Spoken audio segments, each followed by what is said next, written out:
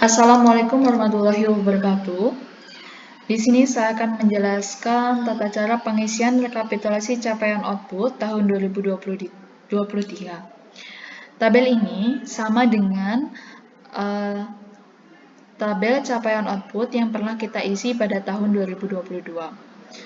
Pertama-tama, Bapak Ibu harus menyiapkan data rencana kerja atau aktivitas komponen selama 1 tahun, kemudian target volume rincian output selama 1 tahun, dan nanti setiap bulannya Bapak Ibu diwajibkan untuk menyampaikan realisasi aktivitas komponen dalam 1 bulan secara kumulatif. Tabel ini digunakan sebagai acuan untuk pengisian capaian output pada aplikasi Sakti Kementerian Keuangan, Smart Kementerian Keuangan, dan Emonef Bappenas. Hal pertama yang perlu dilakukan adalah menginput aktivitas komponen. Jadi Bapak Ibu di sini sudah disediakan template aktivitas komponen. Bapak Ibu cukup mengubah nama dari aktivitas komponen, dirubah dan disesuaikan dengan kinerja atau rencana kerja Bapak Ibu.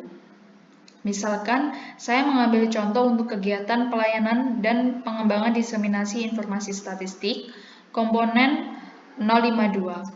Di sini sudah ada 3 rencana kegiatan atau aktivitas komponen. Saya akan mengubahnya menjadi rapat pembahasan terkait pengumpulan data SKD karena berkaitan dengan SKD. Kemudian untuk supervisi ini saya akan ubah dengan pengawasan pengumpulan data SKD dan pemasukan dokumen SKD.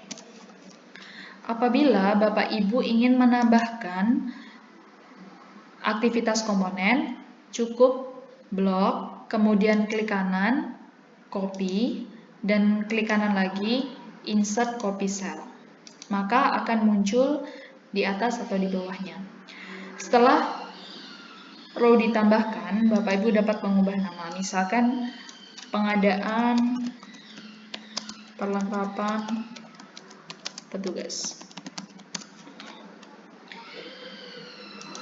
Ini adalah contohnya. Dan apabila Bapak Ibu ingin menghapus, maka cukup di blok, kemudian klik kanan, delete.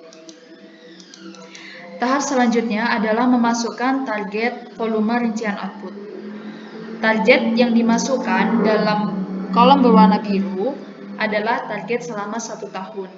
Misalkan untuk rapat pembahasan terkait pengumpulan data SKD, direncanakan 3 kali rapat dalam 1 tahun, maka Bapak Ibu mengisi dengan angka 3. Pengawasan pengumpulan data dilaksanakan 2 kegiatan atau 2 kali pengawasan selama 1 tahun, dan pemasukan dokumen SKD yang diperkirakan akan masuk dalam 1 tahun sebanyak 10 dokumen. Kolom selanjutnya adalah pagu anggaran. Untuk pagu anggaran tidak perlu diisi karena sudah disediakan. Selanjutnya adalah mekanisme pelaksanaan komponen. Terdapat beberapa mekanisme, yakni penyedia murni, swakelola, dan penyedia dalam swakelola. Apabila kegiatan dilaksanakan secara mandiri atau kita sendiri yang melaksanakan, maka cukup diisi dengan swakelola. Apabila kegiatan dilaksanakan murni oleh pihak ketiga, diisi penyedia murni. Dan jika dilaksanakan campuran, yakni oleh penyedia dan mandiri, maka diisi penyedia dalam swakelola. Pada kolom O terdapat penerima manfaat. Terdapat 2 penerima manfaat, yakni secara on-site dan off-site. Untuk kegiatan yang penerima manfaatnya adalah pihak internal, maka diisi dengan on-site. Apabila penerima manfaatnya adalah orang lain atau pihak publik, atau mungkin dalam bentuk publikasi yang dipublikasikan atau diposting di website BPS, maka diisi dengan offsite.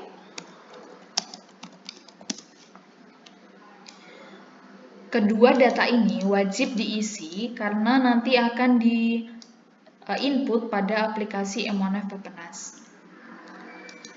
Setelah selesai pengisian data awal, selanjutnya adalah pengisian data bulanan yang berisikan realisasi anggaran, realisasi volume atau komponen, kemudian keterangan progres, kategori permasalahan, dan keterangan permasalahan.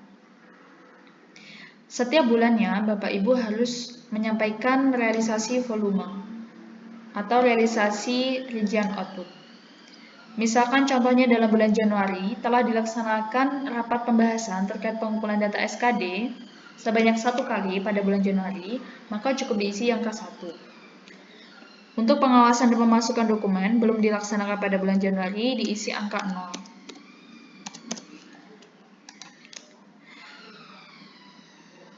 Pada realisasi volume komponen, diisi angka 1 apabila komponen tersebut telah selesai 100% atau pada kolom V 100%. Apabila masih dalam atau di bawah 100, diisi dengan 0. Pengisian dilanjutkan dengan keterangan progres pelaksanaan komponen. Dapat diisikan dengan kegiatan yang telah Bapak Ibu laksanakan, misalkan persiapan pengumpulan data SKD.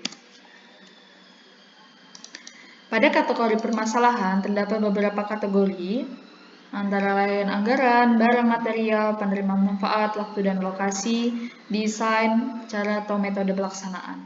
Apabila dalam pelaksanaan kegiatan ini Bapak Ibu menemukan kendala, contohnya dalam anggaran, maka Bapak Ibu dapat menuliskan di sini. Misalkan contohnya ada anggaran.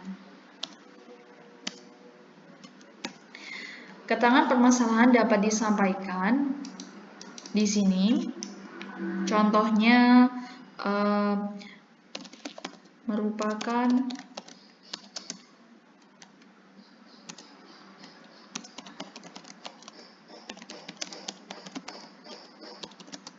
termasuk dalam pagu blokir. Contohnya seperti ini. Apabila Bapak Ibu tidak menemukan permasalahan, maka dapat diisi dengan tidak ada masalah.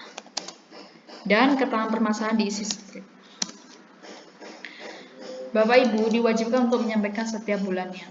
Untuk bulan Februari, karena tadi misalkan rapat sudah dilaksanakan dalam 1 kali, kemudian dilanjutkan dengan bulan Februari 1 kali, maka diisi secara kumulatif, yakni 2 kali. Seperti itu.